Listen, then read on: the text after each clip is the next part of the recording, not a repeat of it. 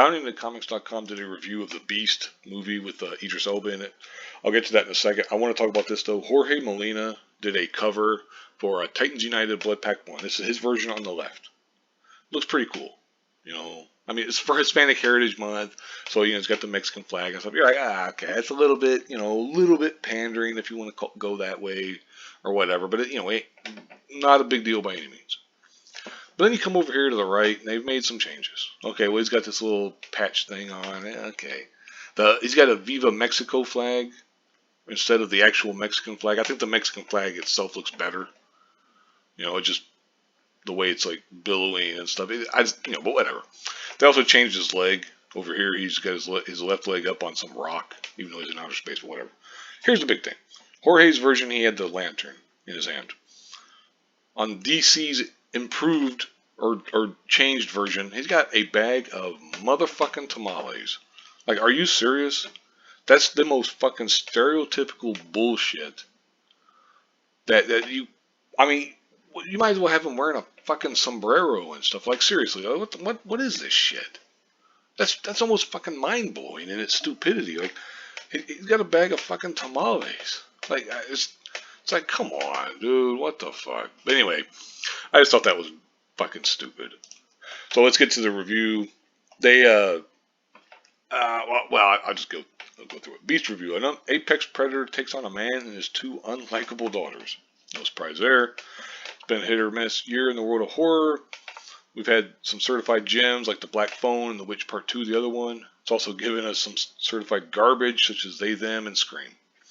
I haven't seen They, Them. It sounds stupid. Scream, whatever. Beast does little to help that reputation. The 1983 Stephen King thriller Cujo was a cult classic for horror fans, keeping audiences. I'm assuming everyone has seen Cujo. It is a classic, a really good movie. I liked it. While both Cujo and Beast center around the battle against a rabid animal, the former was one of many old-school movies that presented an innovative take on the man versus beast themed horror genre, while the latter is just a rehash of that formula with a lion. That's not, look, I'm a fan of Idris Elba. I think the guy, he does an outstanding job in pretty much every role he's in. I've never seen a movie he's in where he did a bad job, to be quite honest. So I think he could carry it. But the thing is, as they say in this movie, you'll probably root for the lion. Maybe against the daughters. I don't know. I haven't seen the movie, so I'm just going based on this review here. I still want to see the movie though, and I still will eventually. But anyway, the family arrives in South Africa to reunite with an old family friend named Martin Battles, in whom Nate is hoping to confide his guilt over becoming distant with his family and his sadness over the loss of his wife to a battle with cancer. After taking him to the village, blah, blah, blah, they fear that poachers are nearby. They retreat to a local community for help, only to discover that most of its population is dead. Martin suspects that a lion is responsible for the attacks, and the two rush back to the jeep to cover. On the way back, Martin's attacked by the film's main lion antagonist, who then proceeds to hunt Nate and his daughters. Trapped in a jeep, and with no one around to save them, the group is forced to survive a hostile environment with limited resources, all while dealing with a pissed-off lion on their backs. Yeah, pretty basic concept. Okay. I can still, if you watch shows such as Netflix Resident Evil series, which just got canceled, you would know that Hollywood has a serious protagonist problem in recent years, taken to creating characters who are not appealing to audiences, but attempting to make up for it by presenting them as the most likable characters in a given story.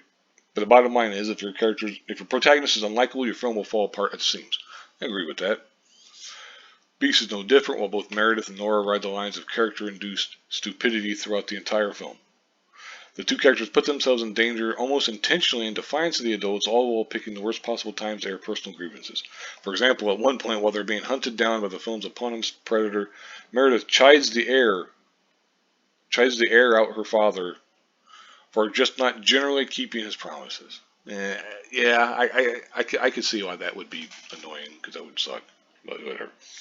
Stunts like this do not make the character redeemable in the eyes of the audience, presenting characters in this fashion only makes the audience will see them get thirst in the end. They only feel more raw when it doesn't happen. The film would have fared better if trimmed the fat on these useless characters and meshed them in one. Probably. Conflict of the film is pretty straightforward. A pissed off and vengeful lion on the hunt for all humans after poachers kill off his entire pride.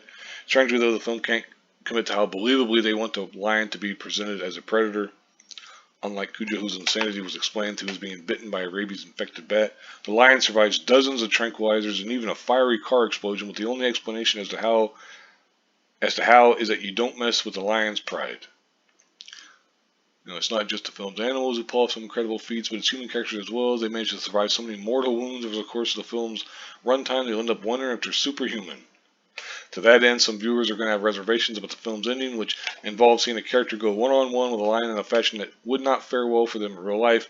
They've actually shown that part in some of the previews and stuff, where it's basically Idris Elba is fighting it, Because now I should say I don't know that for sure because I haven't seen the film, but they show him basically fist fighting with a fucking lion, which is absurd and ridiculous, and I think it would draw outbursts of laughs from most people because it's like, it's a fucking lion.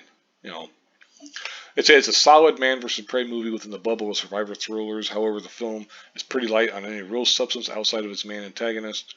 There are many aspects that need improvement. It's not exactly the new Jaws, but this film is solid when it sticks to the confines of the story.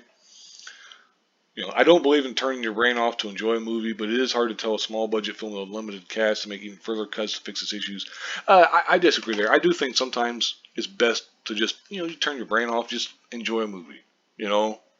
Sometimes you just want to get away from everything. Don't, spare me your bullshit. Just give me a nice, simple movie to follow, and I'll go along with it. As long as it's not too stupid, I'm okay. That's just me, though. You might feel differently. Ultimately, Beast is a film which proves that sometimes addition by subtraction is the best policy, and that just maybe when survival of the line, it probably is for the best to leave petty differences at the door. Okay. The pros here, solid performance with Idris Elba, big surprise there. Solid hunter versus prey, well shot South African backdrop. The cons is a family drama outshines story, annoying teenage girl syndrome, character-induced stupidity throughout, which basically all has to involve with his two daughters. And it's like, that is one thing I absolutely agree with, that they try to make far too many of these teenage kid characters, or even just some of the lesser characters. Like, they make them so prominent with their little stupidity, character-induced stupidity, as well as just their bitching and their whining about things. And so, man, just shut the fuck up. If you're being hunted by a lion, you're not going to sit there and be all, Dad, you never came to my recital. And that kind of shit. Like, isn't there a better time?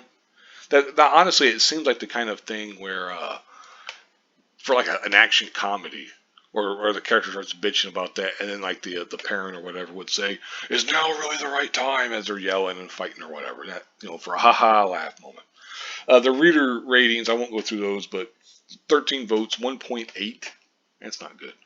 4 out of 10 from BuyingTheComics.com. I think if you're an Idris Elba fan, I think you would still want to watch this movie. Like, I'm not exactly chomping at the bit to watch it, but I do like Idris Elba quite a lot. So I might end up watching. I probably will. If so, maybe I'll make a video about it. I probably won't. It depends, because it doesn't seem like it's that good of a movie. It's just okay. Anyway, I'll go ahead and wrap this up here. Thank you very much for watching, and have a good one.